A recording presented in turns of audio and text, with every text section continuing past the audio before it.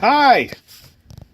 This week's update is going to be a little different. As you can probably see behind me here, we painted the roll cage.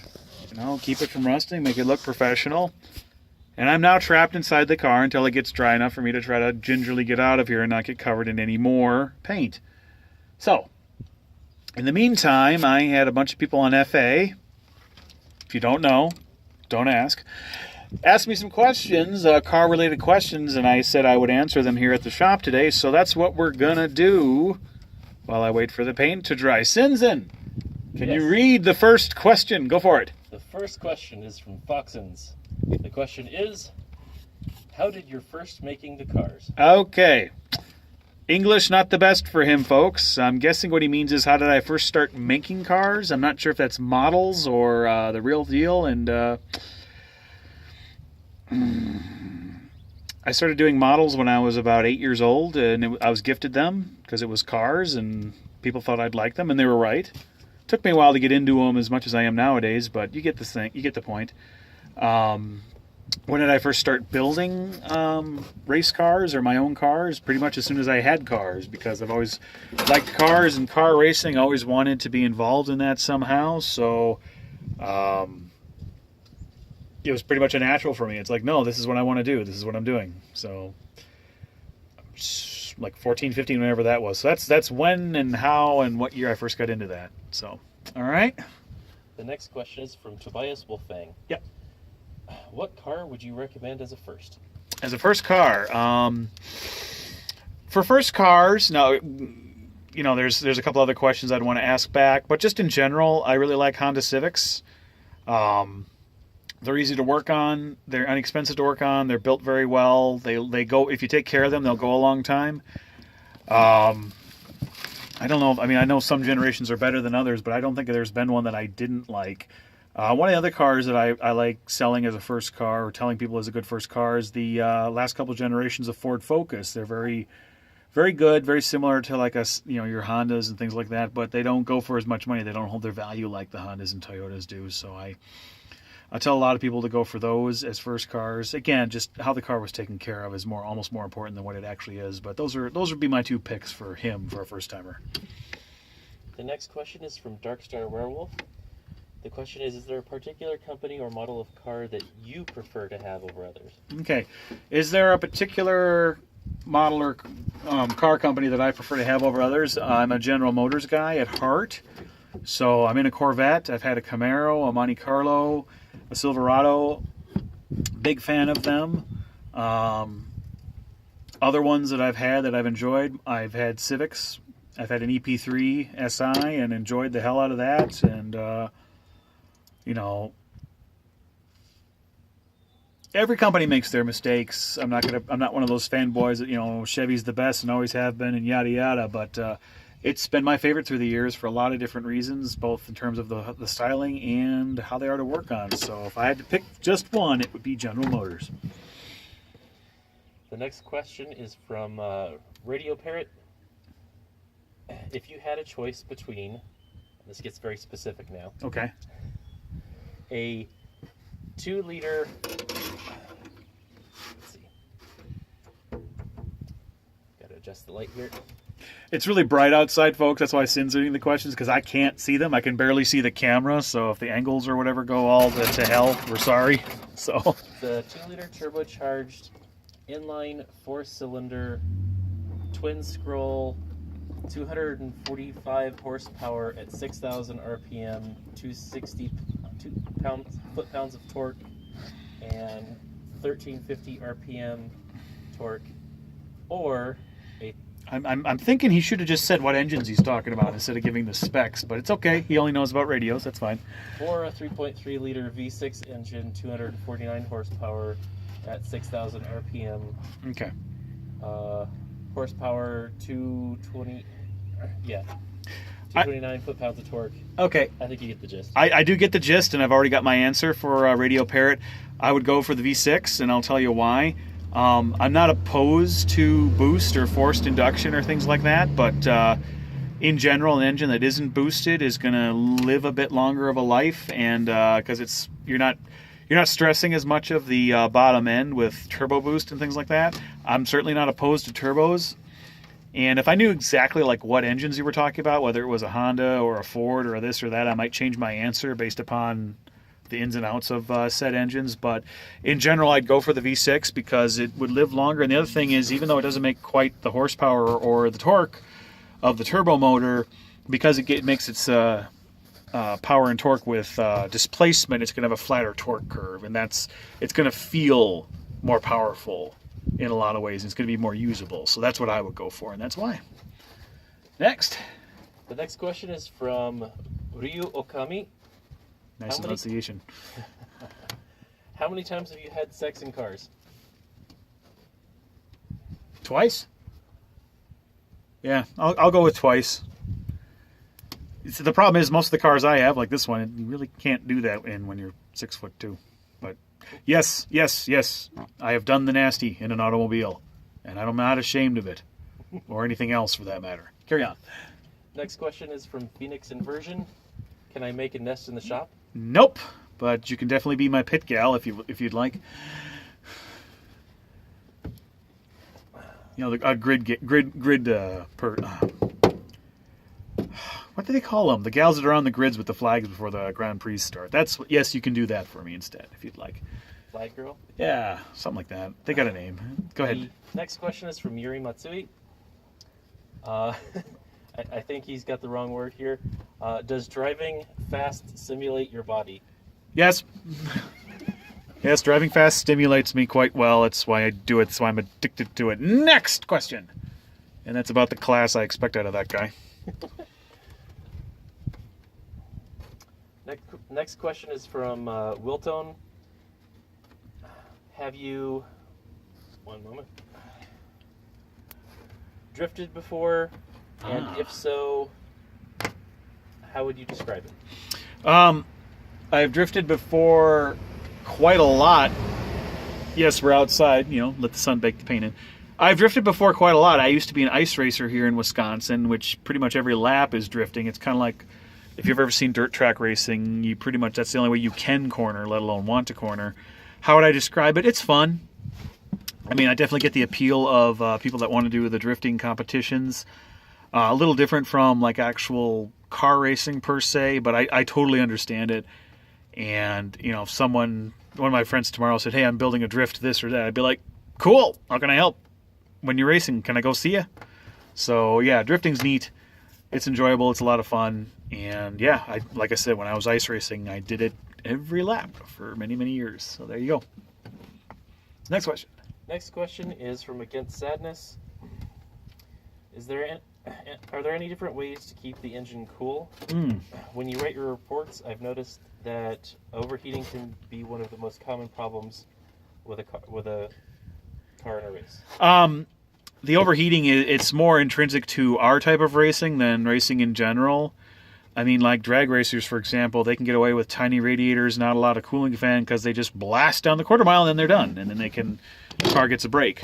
With this type of racing where we're on the track for hours on end, even a good cooling system just can't keep up in a lot of cases. So that's why we go for that with this type of racing. And the other thing is these V8s make a lot of heat compared to some of the other cars that are out there. So what can you do about that? You can do what I've done to this car. I've put a much bigger radiator in it. I always recommend that to all the teams. Get a big radiator for it. Go to the stock, even if you don't have a Ford or a Chevy, go to the stock car shop, find a stock car radiator that'll fit in your car.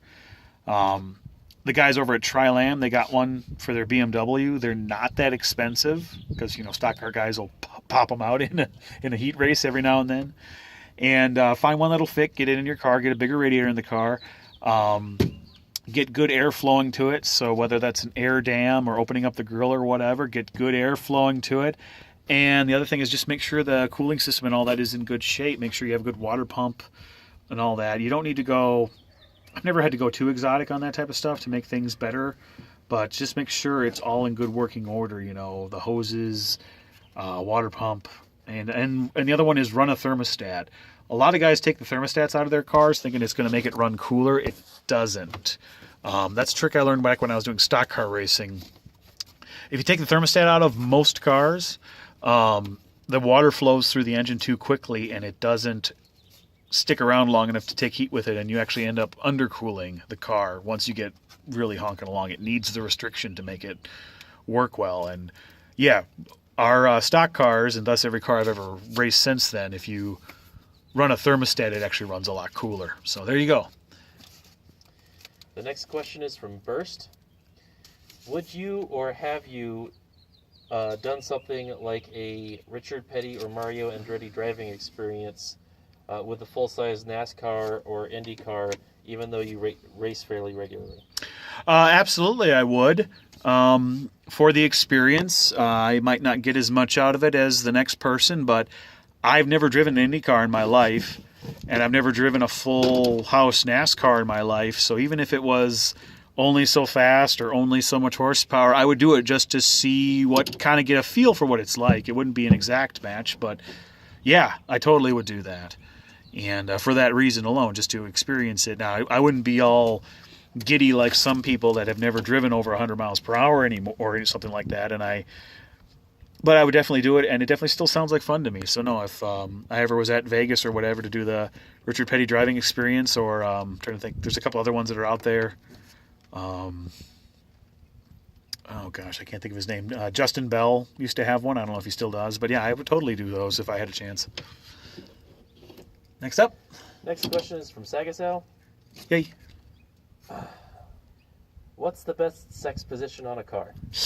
I guess I can't complain too much for having this sort of thing come in. I figured there'd be one. I figured it would be at least one, not this many. What's the best? I don't know. Roll down the windows and stick your left foot out the one window and your right foot out the other. There you go. Next question is from Toon Torment. What vehicle do you use to keep your driving reflexes sharp when your race car is in the shop? Okay, I think I get what he's getting at there. And if you look back in my library history, you'll see that I've got a Monte Carlo Super Sport, and that's what I play around with on the street if my race car is in the shop or not currently going to be raced anytime soon. The other thing is I've done races with other teams.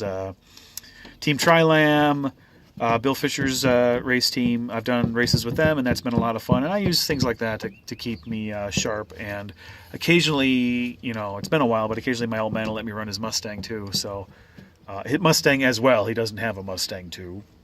He's got reservations against that sort of thing. So, yeah.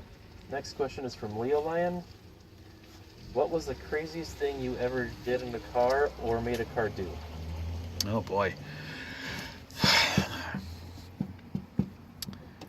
I'm tempted to say I'm actually tempted to say the 24-hour race that I did with my Camaro early on in its life. Just doing a 24-hour race in general is kind of crazy if you really think about it. And the fact that we finished well on our second try. First try with that car, our second try ever, is pretty crazy as well. To this day, I still go, how did we pull that off? Pretty nuts, but a lot of fun. That is the craziest thing I've ever done with a car, just off the top of my head. The next question is from Zach Rhino. Oh, boy. What is that thingy you press to keep going? That's the long skiddy pedal. It's known as the loud pedal. There. It's more humor without the, more jokes without the humor from Zach Rhino. Anyways, next. The next question is from Panzier. Why do most engines run clockwise? Do they? Most engines? I suppose it's more than half, but my brain's just going Hondas, Corvair, older Jaguars and Citroens. They all run the other way around. I think the Mazda Wankel runs the other way too. So my guess is at a certain point, the transmission manufacturers and things like that just decided, hey, most of them are spinning this way, and the engine makers probably followed suit. But there's quite a few companies, Hudson just popped into my head, that the engines actually spin the other way. So I don't think it's 50-50 by any means, but I don't think there's any intrinsic reason other than just it makes manufacturing cheaper why they do. But yeah, I know a lot of, like I said, just off the top of my head there, I know a lot of engines that spin the other way. Be interesting to look into that and see exactly how many do spin clockwise and how many spin counterclockwise. But that's my answer to that. Good question. And the last question is from Master XVmon. What is the weirdest car you've ever gotten to drive?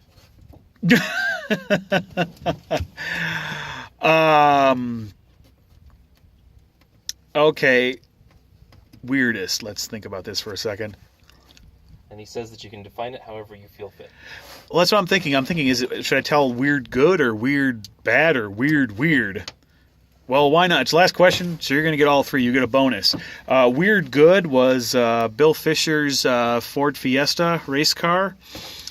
I want you guys to picture this with me. They took an 80s Ford Fiesta, okay, pretty bad, right? They then put a Ford Escort GT engine in it, so now we've upped the horsepower by like 40 horsepower, so we're doing okay. They then put the coilovers, I think, from a Honda on it, so now it handles okay. Wider wheels and tires, and then they put the brakes from a Subaru Outback on it. So what you ended up with was this ugly little shit box that handled really well. Don't forget the radiator.